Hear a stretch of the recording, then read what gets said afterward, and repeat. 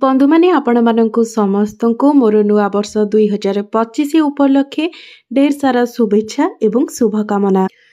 आज भिडियोटी सिंह राशि व्यक्ति विशेष मानक पई बहुत ही खास एवं गुरुत्वपूर्ण अटे। तो आपणकर जदि सिंह राशि होइथे तेबे भिडियोटी को स्किप न करी शेष पर्यंत थरे मात्र निश्चय देखंतु। आज भिडियो रे आमे माने जानिबा सिंह राशि व्यक्ति विशेष मानक पई 2025 मसीह आसबाकु थिबा 10टी महाभविष्यवाणी विषय रे। एही नूतन वर्ष 2025 रे आपणक जीवन रे केउ 10 गोटी बड़ घटना मान घटिबाकु जाउछि जहा एही 2025 मसीह रे आपणक जीवन रे निश्चित भाबरे घटिकि ही रहिबो। तेबे आसंतु जानिबा सेही 10 गोटी महाभविष्यवाणी विषय रे। सिंह राशि 2025 मसीहा वार्षिक राशिफल अनुसार वर्षर आरंभ समयटी आपण मानक पई बहुत ही भल रही अछि। मात्र वर्षर मध्य भागरे आपण मानक पई किछि समस्या मध्य रही अछि। वर्ष 2025 रो आरंभ समय आपण मानक पई बहुत भाग्यशाली रहिबो। एही 2025 मसीह रे आपण मानक शुभ फल सहित किछि अशुभ फल मध्य प्राप्ति हेबो। सिंह राशि रो राशिधिपति हेउछन्ति सूर्य एवं राशि चक्रर 12 गोटी राशि मध्यरु पंचम राशि हेउछि सिंह राशि। सूर्य देवंकर आशीर्वादरु सिंह राशिर व्यक्ति विशेष मानकु समाज रे अनेक मान सम्मान प्राप्ति होइथाय। सेमानकर आर्थिक स्थिति मजबूत रही थाए। तेबे जदि आपण प्रत्येक दिन सूर्य देवंकर पूजा आराधना करंती भगवान सूर्य देवंकु जदि आपण प्रत्येक दिन सकाळे जलार्घ्य अर्पण करंती आपणक पई एही 2025 मसीहाटी निश्चित भावरे शुभप्रद रहिबो।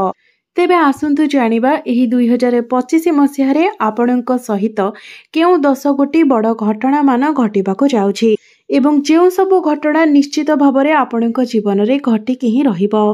तेबे बंधु माने जदि आपणकर सिंह राशि होइथाय तेबे भिडियोटी को लाइक करे चैनलटी को सब्सक्राइब करिदेबे एवं कमेंट बॉक्स रे भक्ति एवं श्रद्धार सहित जय श्री जगन्नाथ निश्चय लिखिबे।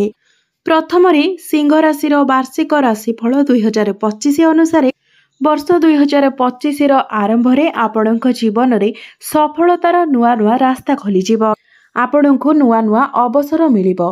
आपण गोटिए परे गोटिए उन्नतिर सीढ़ी चढ़ी चलिबे। समस्त दिगरु आपणको लाभ ही लाभ प्राप्ति हेबो। धन कमाइबार अनेक सुजोग मध्य आपणको प्राप्ति हेबो जहा आगकु जाई आपणको फायदा ही फायदा पहुंचाइबो। वर्षर आरंभ रे देवगुरु बृहस्पति आपणकर दशम भावरे क्यारियर भावरे चलन करिबे जहा आपणकर कर्म क्षेत्र रे बहुत अधिक शुभ फल प्राप्ति कराइबो। एपरिकी आपणकर व्यापार एवं चाकरी पाए मध्य बहुत अधिक शुभप्रद अटे। आपण मानकु एही सब क्षेत्र रे अपार सफलता प्राप्ति हेबो।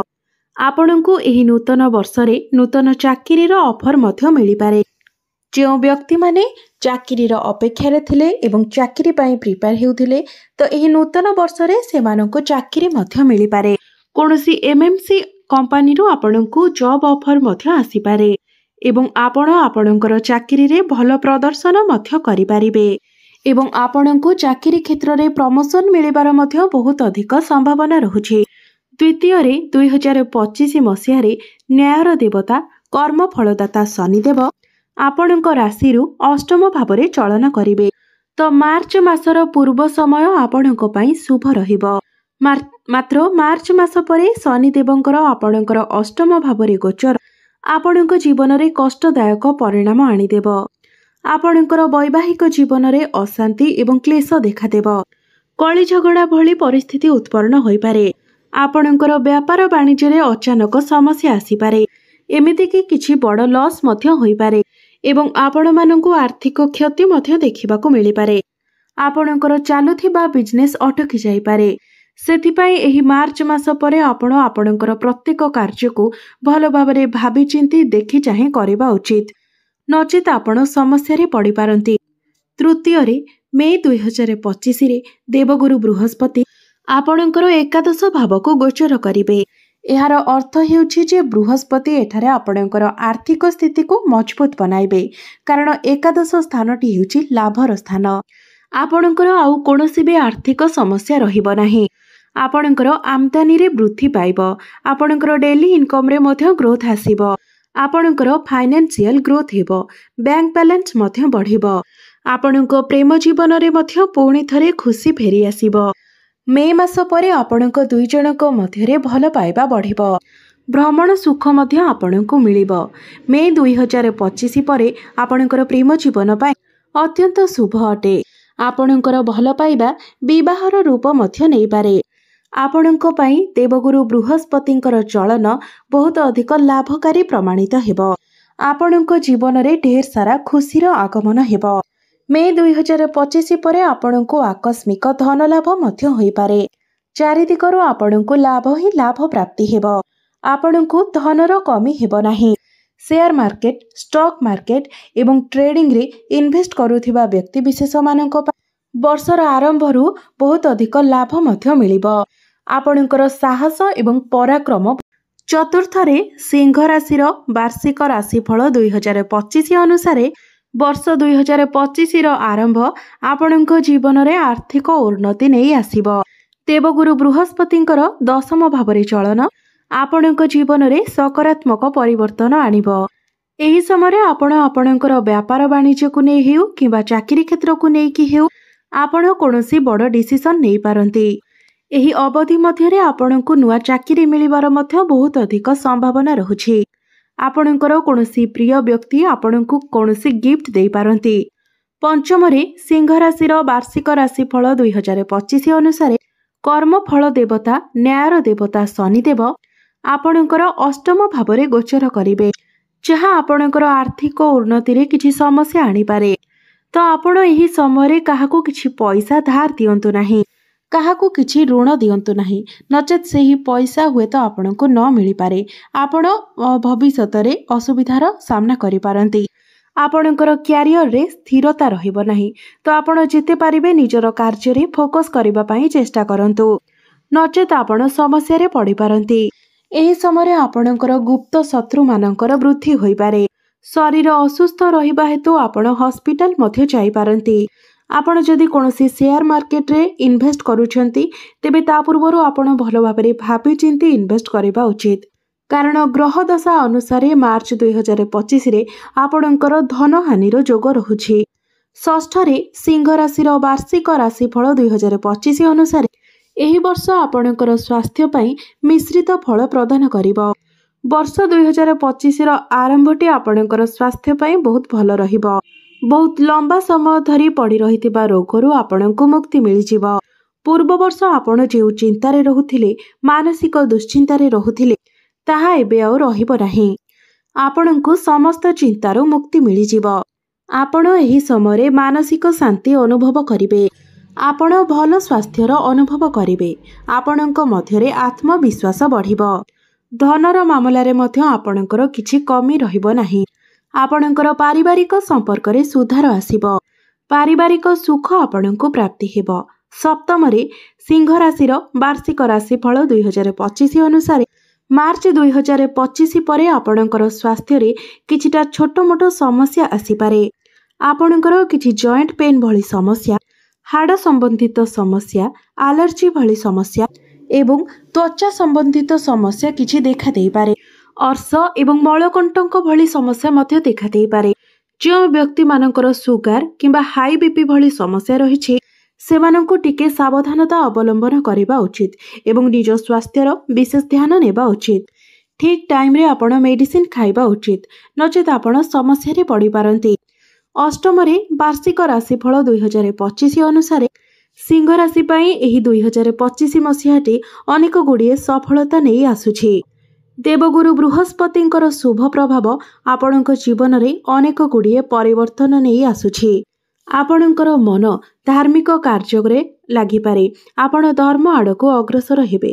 ସାମାଜିକ କାର୍ଯ୍ୟକଳାପରେ ମଧ୍ୟ ଆପଣଙ୍କର ମନ ଲାଗିବ। ଏହି ବର୍ଷରେ ଆପଣଙ୍କୁ ଆପଣଙ୍କର ମନ ମୁତାବକ ଚାକିରି ମଧ୍ୟ ମିଳିପାରେ।